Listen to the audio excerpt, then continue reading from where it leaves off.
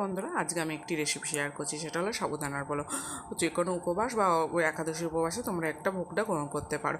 1 cup সাবু নিয়েছি, সেই 1 কাপেই জল দিয়ে 2 ঘন্টা ভিজিয়ে রেখেছিলাম। এবার কড়াইতে সানফ্লাওয়ার গরম করে বাদামটাকে ভেজে তুলে নিলাম। ওই তেলের মধ্যে আলু, গাজর, ফুলকপি সামান্য একটু সন্দেহ নুন দিয়ে ভেজে নিলাম, তাতে অল্প করে একটু হলুদ দিয়ে দিলাম। হলুদ দিয়েও আলু, গাজর আর ফুলকপিটাকে ভালো করে ভেজে নিতে হবে।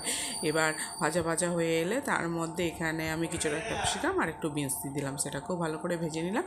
ভেজে নেওয়া হয়ে গেছে। এখানে দেখো সাবুটা, এবার এখানে একটু কিশমিশ দিয়ে দিলাম। এবার কিশমিশটাকেও একটু ভালো করে ভেজে নিলাম।